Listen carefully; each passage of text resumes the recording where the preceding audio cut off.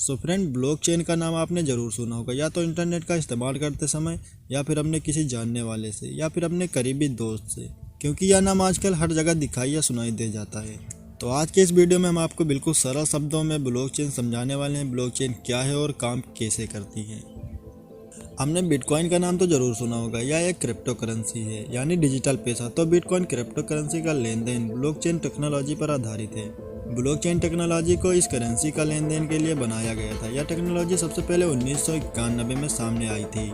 इसके बाद एक जापानी व्यक्ति सातोशी नाकामोतो द्वारा ब्लॉकचेन पर काम करके कुछ बदलाव किए गए और इसकी सुरक्षा को भी बढ़ाया गया, और फिर 2008 में यह टेक्नोलॉजी दुनिया के सामने आई। इसके बाद 2009 में सातोशी नाकामोतो ने बिटकॉइन क्रिप्टो करेंसी का आविष्कार किया था। अब बात करते हैं ब्लॉकचेन क्या है। ब्लॉकचेन एक ऐसी टेक्नोलॉजी है जिसके द्वारा ट्रांजैक्शन की एंट्रीज को सेव करके रखा जाता है, यानी एक डिजिटल बही खाता है। जब भी कोई डिजिटल लेन देन होता है तो उसकी पूरी जानकारी एक ब्लॉक के रूप में सेव हो जाती है। ब्लॉक के अंदर डाटा को क्रिप्टोग्राफी टेक्नोलॉजी द्वारा इनकोड करके रखा जाता है। यह एक प्रकार की हाई सिक्योरिटी है जिसके द्वारा डाटा को सुरक्षित रखा जाता है। ऐसे ही बढ़ती हुई ट्रांजैक्शन के साथ ब्लॉकचेन भी बढ़ते चले जाते हैं और यह सभी ब्लॉक एक दूसरे से जुड़ जाते हैं। जब यह सभी ब्लॉक एक दूसरे से सही तरीके से जुड़ते चले जाते हैं तो ब्लॉक की एक चेन बन जाती है, जिसे ब्लॉकचेन कहा जाता है। ब्लॉकचेन में कोई केंद्रीकृत अधिकरण सेंट्रलाइज सिस्टम नहीं होता, यानी क्रेता और विक्रेता दोनों ही बिना किसी बिचौलिए यानी बैंक के लेन देन कर सकते हैं। केंद्रीकृत बही खाता होने से इसमें ट्रांसपेरेंसी होती है, जिससे नेटवर्क में जुड़े सभी नोड्स यानी कंप्यूटर तक बही खाता की कॉपी पहुंचाई जाती है, और यह एक बार बही खाता में एंट्री होने के बाद उसे बदलना या उससे छेड़छाड़ करना लगभग नामुमकिन होता है। अब हम बात करने वाले हैं ब्लॉकचेन काम कैसे करता है। चलिए एक उदाहरण द्वारा समझते हैं। मान लीजिए आप एक किसी पार्टी का हिस्सा है जिसमें हर महीने सभी सदस्यों द्वारा कुछ पैसे जमा किए जाते हैं, और जमा किए गए पैसों का हिसाब पार्टी के किसी एक सदस्य द्वारा लिखित रूप में रखा जाता है। आप समझ सकते हैं, लिखित हिसाब में बदलाव या उससे छेड़छाड़ कभी भी की जा सकती है, यानी हमेशा गड़बड़ी की आशंका बनी रहती है। सोचिए यदि यहाँ पर ब्लॉकचेन टेक्नोलॉजी का इस्तेमाल किया जाता है तो क्या होगा। जैसे ही किसी नए सदस्य ने पैसे जमा कराए तो उसकी डिजिटल एंट्री हो जाएगी और उस पर ट्रांजैक्शन से जुड़ी एंट्री की पूरी जानकारी ब्लॉक के जरिए लेजर में भी सेव हो जाएगी। इसके बाद नई एंट्री की कॉपी जुड़े हुए सभी सदस्यों के तक पहुंच जाएगी। ब्लॉकचेन टेक्नोलॉजी को डिजिटल करेंसी यानी बिटकॉइन के लिए बनाया गया था, जिससे बिटकॉइन ट्रांजैक्शन से जुड़ी सारी जानकारी पब्लिक लेजर यानी ब्लॉकचेन द्वारा रखी जाती है।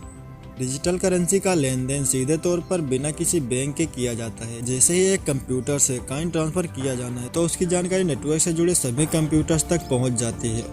फिर उसे सभी कंप्यूटर द्वारा परखा जाता है और ट्रांजैक्शन वेरीफाई की जाती है। उसके बाद वेरीफाइड ट्रांजैक्शन के डाटा को क्रिप्टोग्राफी टेक्नोलॉजी द्वारा इनकोड करके ब्लॉक के माध्यम से सेव कर लिया जाता है, और फिर ऐसे ही बहुत से ब्लॉक्स क्रमबद्ध तरीके से मिलकर पब्लिक लीजर यानी ब्लॉकचेन बनाते हैं।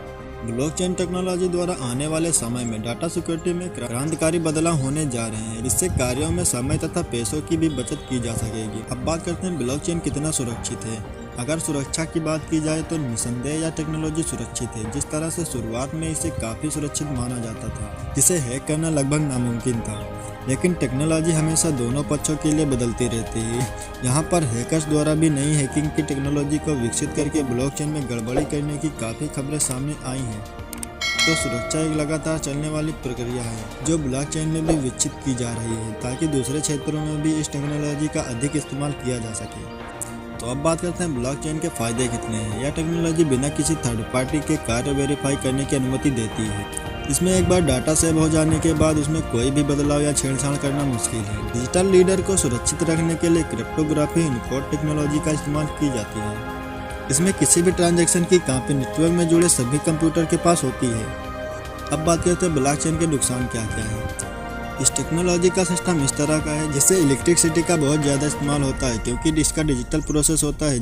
इस टेक्नोलॉजी का सिस्टम इस तरह का है जिससे इलेक्ट्रिसिटी का बहुत ज़्यादा इस्तेमाल होता है, यानी कंप्यूटर हजारों लाखों की गिनती में रियल टाइम डाटा पर काम करते हैं। इसमें कंप्यूटर की आपसी सहमति से ट्रांजैक्शन होती है, जिससे गवर्नमेंट और आरजी की कोई भूमिका नहीं होती, जिससे फ्रॉड की संभावना बढ़ जाती है। इसका सिस्टम काफ़ी जटिल है, जिसके कारण यह एक आम यूजर के लिए समझना मुश्किल होता है। तो फ्रेंड, आपने वीडियो में देख लिया ब्लॉकचेन क्या है, ब्लॉकचेन कैसे काम करती है, और ये टेक्नोलॉजी क्रिप्टो करेंसी से शुरू हुई और आज इसका इस्तेमाल दूसरे कार्य क्षेत्रों में भी किया जा रहा है। साथ ही इसकी सुरक्षा को और अधिक बढ़ाने के लिए भी काम किया जा रहा है। कोई नई बात नहीं होगी यदि आने वाले समय में ब्लॉकचेन टेक्नोलॉजी का इस्तेमाल कर एक आम आदमी भी इसका लाभ उठा सकता है। सो फ्रेंड, उम्मीद करता हूँ वीडियो आपको पसंद आई होगी। अगर आप हमारे चैनल पर नए हो तो प्लीज़ चैनल को जल्दी से सब्सक्राइब कर लेना ताकि हमारी आने वाली वीडियो का नोटिफिकेशन आप तक